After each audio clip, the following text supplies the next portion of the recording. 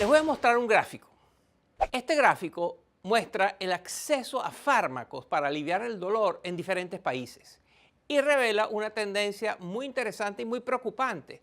La mayor parte de estos medicamentos se consumen en Norteamérica, en Oceanía y en partes de Europa Occidental. En total, estas regiones representan solo un 17% de la población mundial. Mientras tanto, en gran parte de Asia, África y América Latina, estos fármacos son muy escasos. Esto es un gran problema, pues los opioides son esenciales para aliviar el dolor intenso que sufren los pacientes, por ejemplo, de cáncer o de enfermedades terminales, o de aquellos que se han sometido a cirugías invasivas o han sufrido quemaduras extremas. Así es. Aunque no se ha dejado de hablar de la crisis de sobreuso, de adicción, de excesivo uso de los opioides en Estados Unidos, en gran parte del mundo se sufre de otra crisis, que es la falta de acceso a estos importantes medicamentos. ¿Quiénes son los culpables? ¿Cuáles son las consecuencias? ¿Y cómo se está enfrentando este problema en diferentes partes del mundo? Esto y más se lo contamos a continuación. Sí me he sentido grave, le digo, para morirme. Que yo a veces lo deseo porque no aguanto el dolor. La droga es la que me tiene caminando prácticamente. Si no me ponía el medicamento, pues lo que hacía es el dolor. Uno lo requiere para sobrellevar su vida y para seguir activamente. Son los testimonios de pacientes del Instituto Nacional de Cancerología de Colombia que han recibido algún tipo de opioide.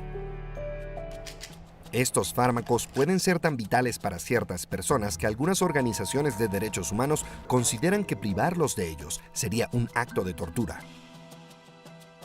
Aún así, la gran mayoría de los países no cuenta con cantidades suficientes para cubrir la demanda.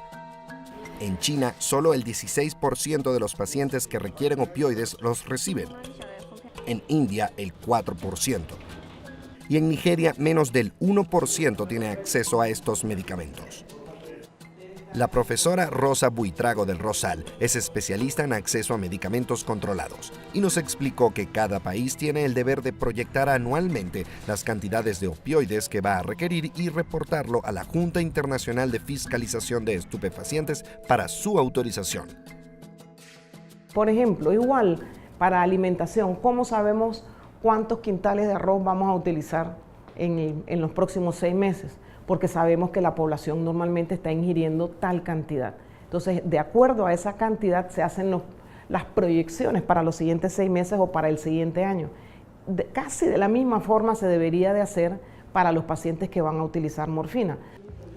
El problema: en muchos lugares del mundo no existen cifras sólidas sobre el número de pacientes que sufren de cáncer, VIH u otras enfermedades crónicas y que por lo tanto necesitan de estos fármacos. Así que se estima por debajo de la necesidad real. Por otro lado, la conversación internacional sobre los opioides se ha enfocado más en el control de sustancias ilícitas como la heroína que en la disponibilidad de fármacos para manejar el dolor. La crisis estadounidense solo ha reforzado esta postura, y esto se traduce en burocracia y leyes restrictivas.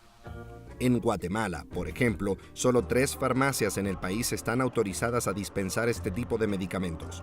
Para prescribirlos, un doctor precisa un recetario especial que solo consigue en horas laborales en un determinado sitio de la capital. Y si se extravía el recetario, puede enfrentar consecuencias legales serias. Por si fuera poco, el paciente debe certificar cada récipe en el Ministerio de Salud, también con horarios y filas típicos de oficinas públicas. La profesora Buitrago asegura que las medidas punitivas estrictas han generado un miedo que lleva a muchos doctores a optar por no recetar estos analgésicos.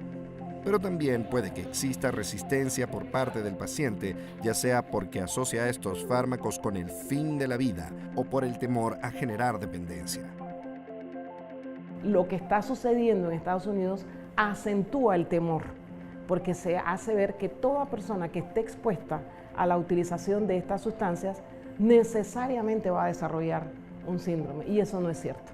Todas las poblaciones del mundo prácticamente están expuestas al uso de alcohol y pocas desarrollan el síndrome conocido como alcoholismo. Los expertos hacen énfasis en la utilización de terminología menos estigmatizante, como medicamento en lugar de droga o síndrome de dependencia en lugar de adicción. pero quizás la mejor manera de enfrentarse al miedo es con datos. En una investigación encomendada por Naciones Unidas, en la que Buitrago entrevistó a 200 profesionales con hasta 35 años de experiencia tratando pacientes que reciben opioides, encontró pocos casos de dependencia. Otros países están tomando medidas para evitar abusos por parte de grandes farmacéuticas que podrían llevar a una crisis como la que se vive en Estados Unidos. En Uganda, por ejemplo, existen organizaciones que distribuyen morfina de forma gratuita a hospitales públicos, saltándose así a los proveedores. Los voceros también subrayan la importancia de estudiar con detenimiento el historial de cada paciente para detectar cualquier riesgo de dependencia. Y es que los opioides no deben ser motivo de sufrimiento innecesario, ni por recetarlos en casos no adecuados, ni por privar de ellos a quienes realmente lo necesitan. Como si uno se fuera para el otro mundo y volviera, y eso es algo que uno no puede describir porque solo uno lo siente.